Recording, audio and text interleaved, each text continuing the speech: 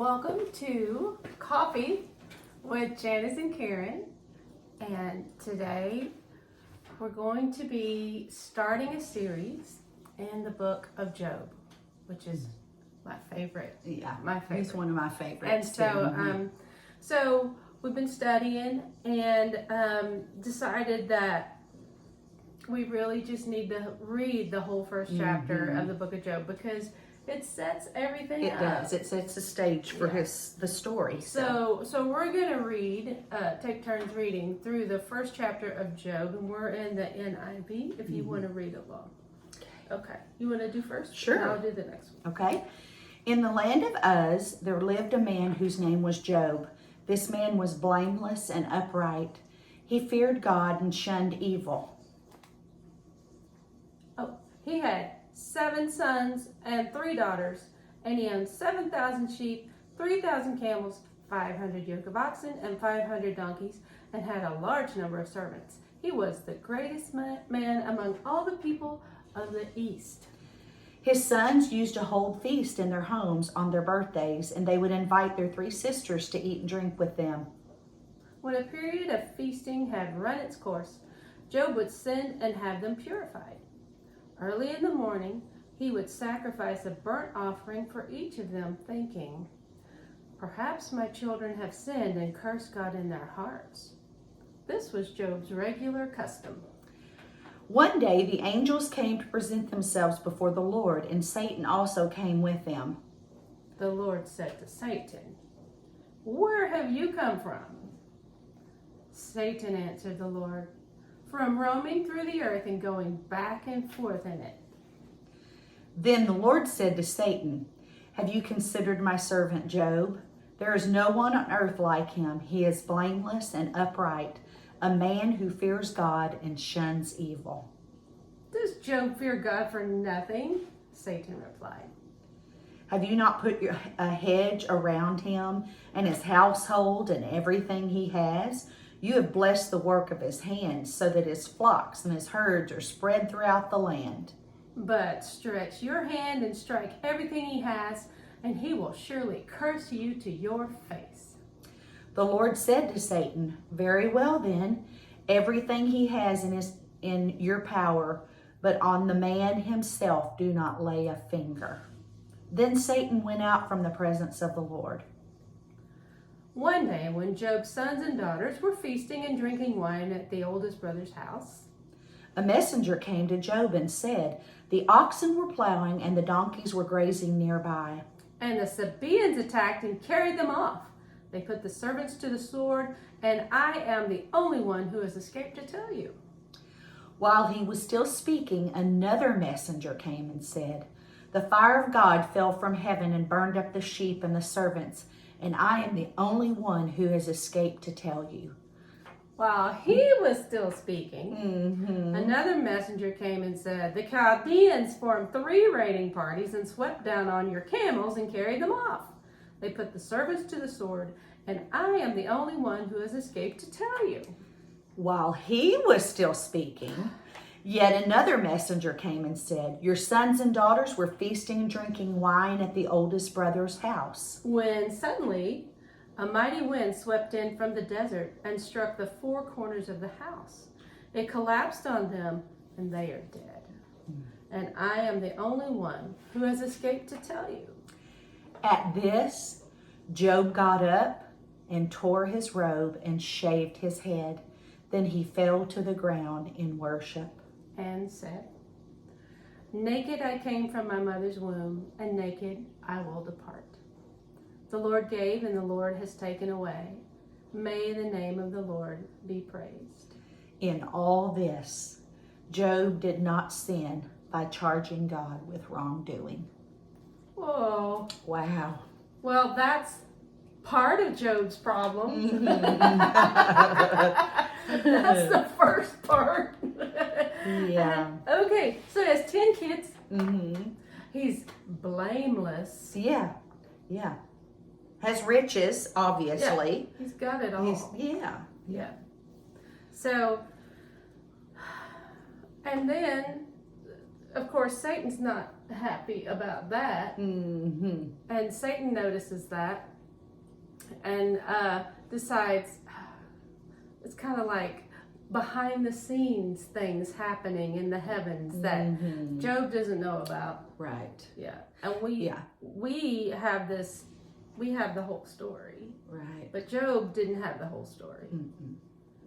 And so and so the devil came to the Lord and he's like, well, you put this protection around him. So of course he's gonna serve you and he's gonna love you. Nothing bad ever happens to Job. Right.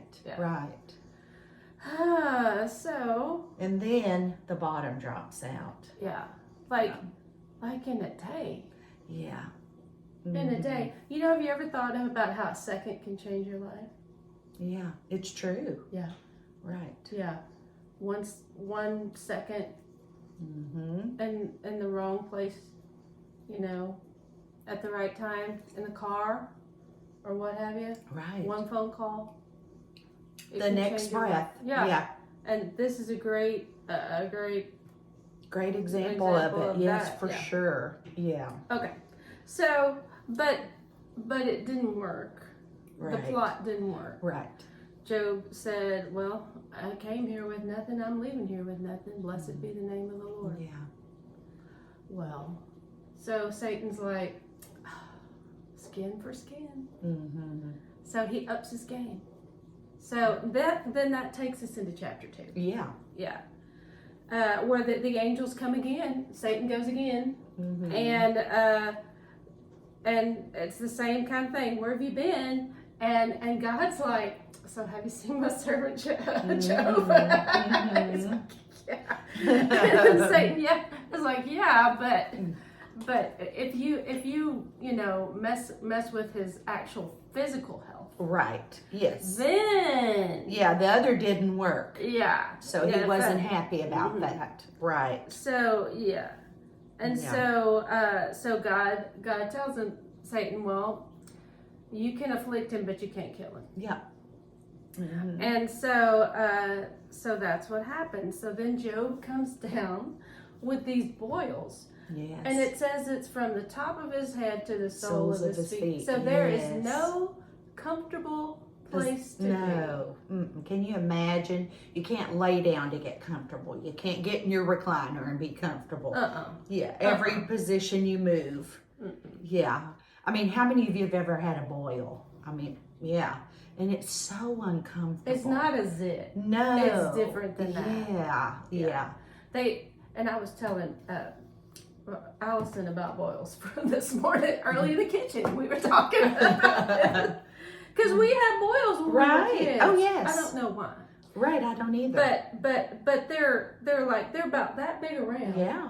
And they have this head on them with the core inside of it. Yeah, they're full of infection and sometimes they have little channels in them that you have to push the pus out. Yeah, really gross. And they're kind of contagious. The stuff inside is. Yes. And that's how come you end up having more than one. And they can leave scars on you too. And so I remember my parents like having to get string and turn it to kind of get that core to come out. You know, that makes sense to y'all if you never had one. Yeah, so they used to put like bacon on it to bring it to it, because supposedly that brought it to the head, and anyway, it's really kind of gross. So I mean, but he was covered in them. Yeah, and so as a kid, when I saw this about Job, and I saw that he had a broken piece of pottery to scrape himself with, that made sense. Right. Because I thought, oh well, he's got to get the core out of there, you know. But what stood out today was he sat in sackcloth and ashes, and he scraped himself, and I thought, it sounds like he was sitting in the ash heap. Yeah.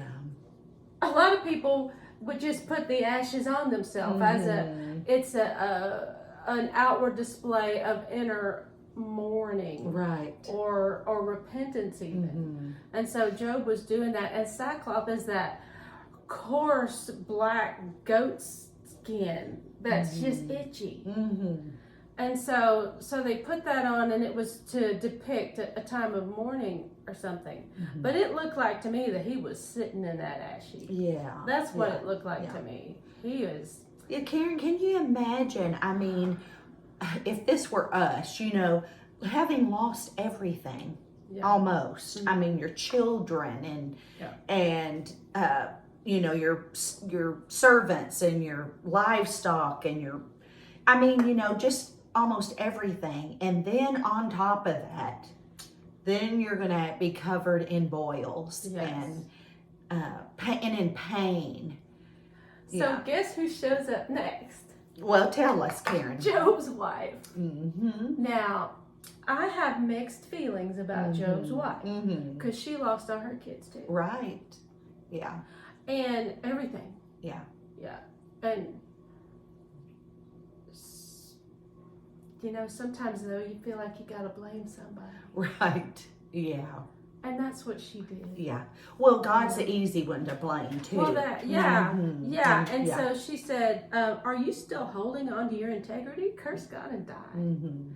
So and I looked up what integrity, and it's blamelessness. Job said, "I didn't do anything.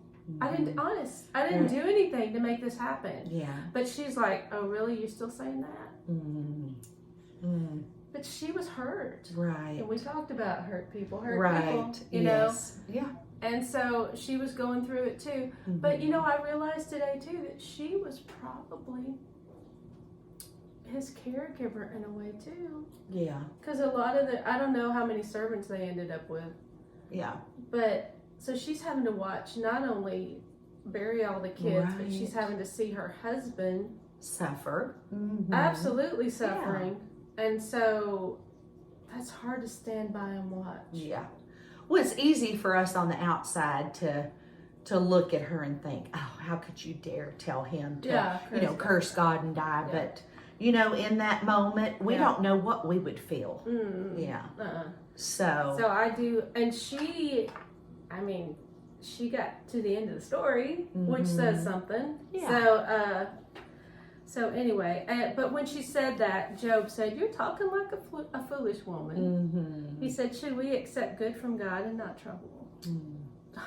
He's an amazing man. He was. Yeah, and it's he just really beginning. Yes, just the story's just getting started. Yeah. And so we're kind of close to the end of chapter 2 by now.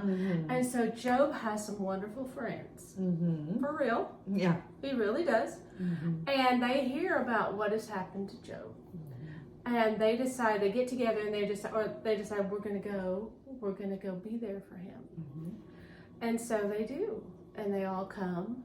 And I just want to point out what they did right. This is in chapter 12 of verse 2. When they saw him from a distance. I'm sorry. Chapter 2, verse 12. Thank you. Yes. Okay. Yeah. When they saw him from a distance, they could hardly recognize him. They began to weep aloud, and they tore their robes and sprinkled dust on their heads. Then they sat on the ground with him for 7 days and 7 nights. No one said a word to him because they saw how great his suffering was. Yes. And I wrote next to there, they were good friends at this point. Yes, yeah. I mean, do you have any friends that would come sit with you for 7 days and 7 nights? No, maybe an hour or two. And are they going to sit without saying anything? Right. Yeah. You know, but in the comments in my Bible it said, according to Jewish tradition, people who come to comfort someone in mourning should not speak until the mourner speaks. So they were waiting. That'd be good advice. It's very good advice. And so I am very impressed with Job's friends at that point while they were quiet. His friends were awesome. Yes. Yeah. So this is probably the end of this segment, and we will come back and continue our study of Job.